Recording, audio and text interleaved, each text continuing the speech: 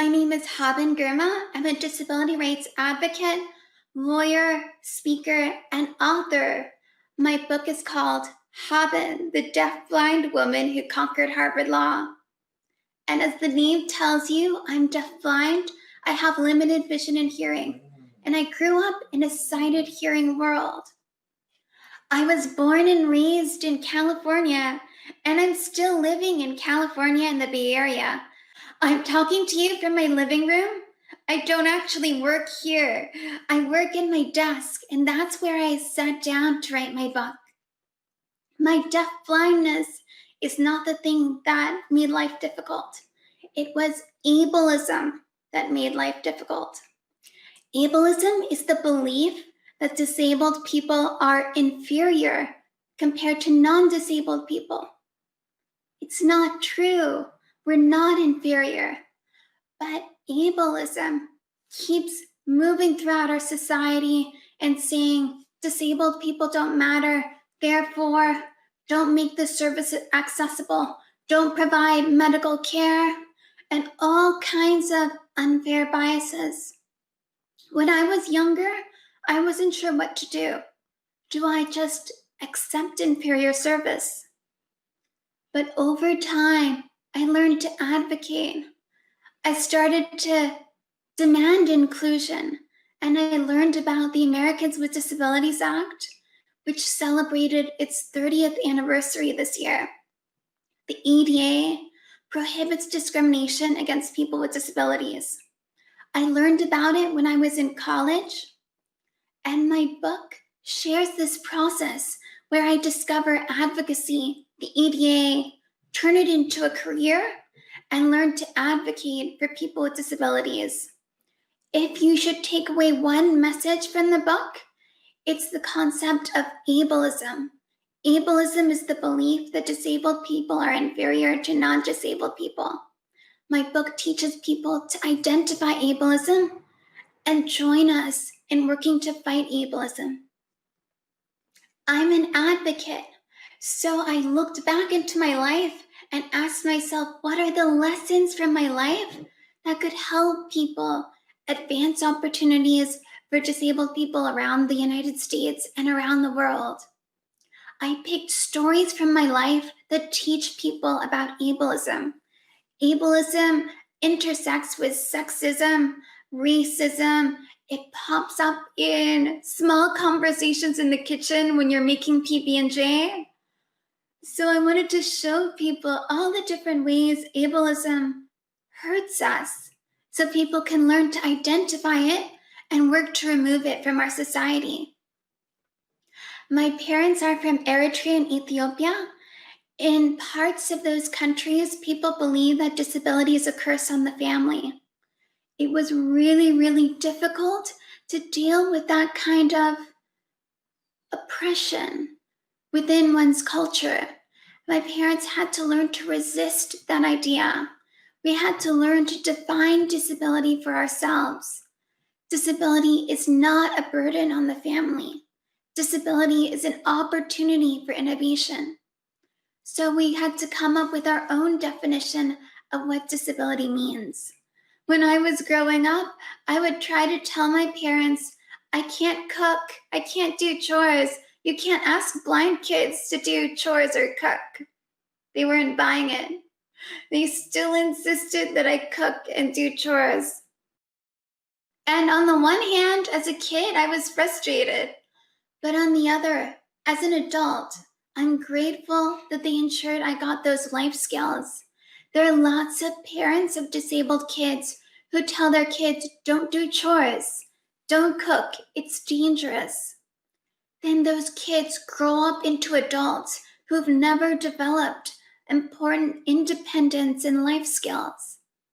That's frustrating. Parents need to help their kids explore their environments and develop important life skills, like how to take care of one's home. Most of our society is built for non-disabled people, and that forces disabled people to come up with solutions from everything from cooking in the kitchen to solving international challenges. One of the things I had to learn to solve is how do you communicate where most people rely on vision and hearing to communicate. I tapped into my strengths. One of my strengths is my sense of touch. I use it more than most people. Tactile intelligence is something I've cultivated for a long time. It helps me while partner dancing. It helps me while rock climbing and in all kinds of situations. When I'm walking, I'm feeling the different textures through my feet, from pavement to carpet to hardwood floors. So tactile intelligence is something I've developed. And when looking at ways to communicate with people, I immediately tapped into it. So I was looking at technologies, touch-based solutions, and in 2010, a new piece of technology came out that supported Bluetooth and Braille. I'll hold it up. So I'm holding up a little device with Braille on the bottom, and I run my fingers over the dots to feel the letters. When I connect this to an external keyboard, people can type on the keyboard and I can read in Braille. Most people don't know Braille, don't know sign language, but most people can type, especially millennials. So I found that communication became much, much easier when I tapped into one of my strengths, my sense of touch. My hearing is terrible. My vision is terrible. But my sense of touch is excellent. So I tapped into that and way more opportunities came up for me. Disabled people do this all the time. When you increase disability on your team or at your schools, more innovations come in, more solutions to problems. So it benefits all of us to increase hiring and diversity in our teams. Traditional philosophy texts exclude a lot of thinkers and knowledge that exists in the world.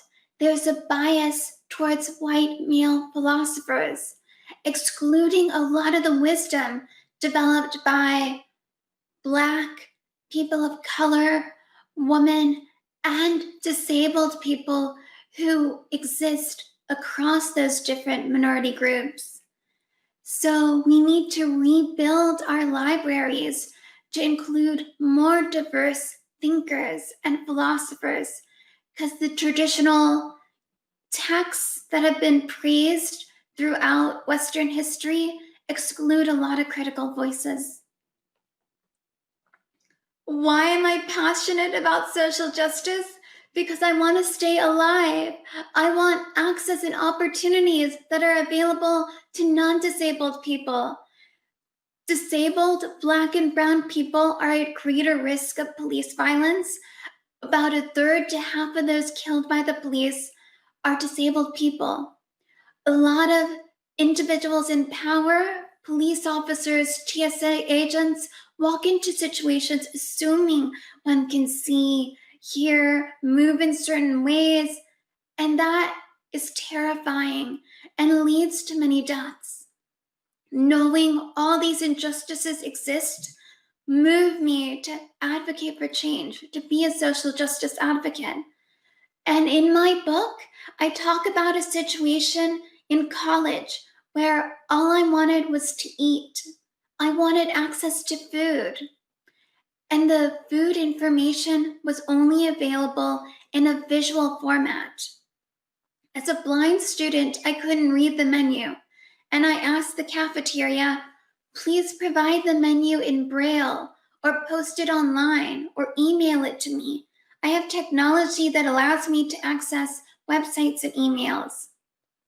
The cafeteria manager told me, we're very busy. We have over 1,000 students. We don't have time to do special things for students with special needs. Just to be clear, eating is not a special need. Everyone needs to eat. There's this myth that there are two kinds of people, dependent and independent. Everyone is interdependent. Many of you like drinking coffee. Very few grow your own coffee beans.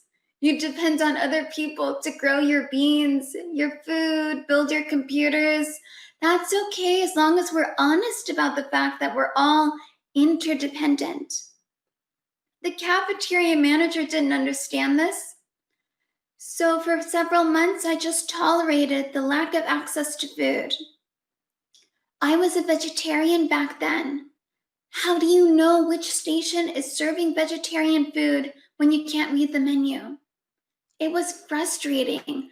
As a deaf-blind student, I would go to a station at random, get food, find a table, try the food, and discover an unpleasant surprise. What was I to do? Maybe disabled students should just accept inferior service? Maybe that was just going to be my life, doomed to inferior services forever and ever.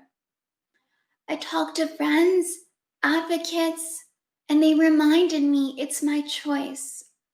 It's our choice to accept unfairness or advocate for justice. I went back to the manager and explained, the Americans with Disabilities Act prohibits discrimination against students with disabilities. And if you don't provide access to the menus, I'm going to take legal action.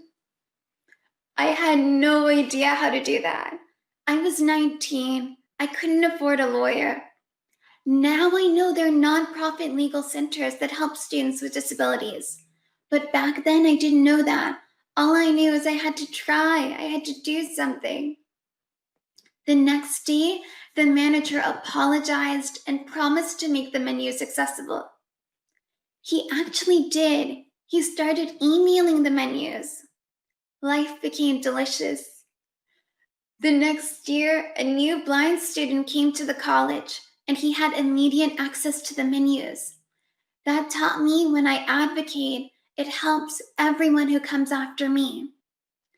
That experience in college inspired me to go to law school. I went to Harvard Law.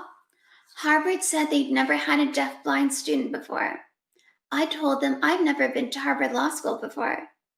We didn't know what all the solutions would be, but we engaged in an interactive process to find the solutions and make it work. Now I work as an advocate for disabled people. I know there's injustice, and I know there's a way to end injustice. All of us have the choice to accept unfairness, to tolerate it, or advocate for justice.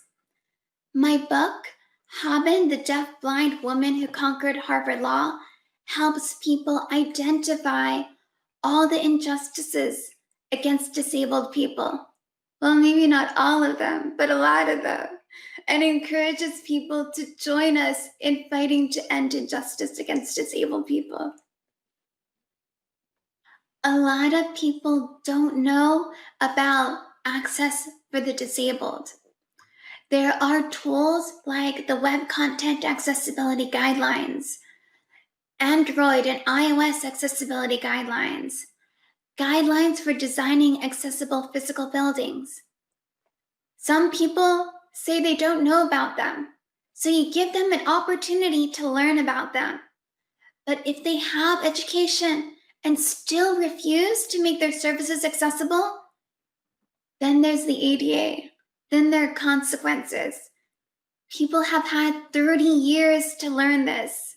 There are no more excuses. Research is important to all advocates. Strong advocates research what they're talking about. Books help you gain a deeper understanding of a topic. When you are facing a difficult situation, that's exactly when you need to be an advocate for justice. If you have the energy, yes, advocate for change. I do understand that sometimes those of us who advocate all the time experience advocacy fatigue, and we need to take a break, recharge. At that point, it really helps when you have a community who can step in for you to help continue the advocacy, who can cheer for you and empathize and help you recharge. Community is a really big part of advocacy. So, two things. One, there's a lot of injustice against disabled people. If you can turn that off and pretend it doesn't exist and stop thinking about it, that's a privilege. It's a privilege to not think about disability access issues. Libraries around the country have the opportunity to increase access for disabled patrons. Texts, books are critical to knowledge and expanding opportunities. Make sure digital services, library websites, digital books are accessible to blind readers and readers with print reading disabilities like dyslexia and learning disabilities. Increase access to Braille texts as well. The National Library Service for the Blind has been a huge part of my life. Growing up, I would get so many books from NLS. Harry Potter books, I got those from the Library of Congress. The Library of Congress Braille and Talking Book Program is one of the few programs in the country where blind people can get physical hardcover Braille books, books that I could actually hold and feel. This is precious and rare when it's really, really hard for blind people to get our hands on Braille books. So for most of my life, when I got a physical Braille book, it was through the Library of Congress. We also have computer Braille, refreshable Braille, such as on devices like this. And when a digital book is compatible with screen readers, blind people can read it on their Braille computers. So we also can access Braille books digitally. We do need to increase access to Braille computers. They are expensive. There are some programs, government programs and nonprofits that provide Braille computers to blind individuals, but it's really difficult to get access to those.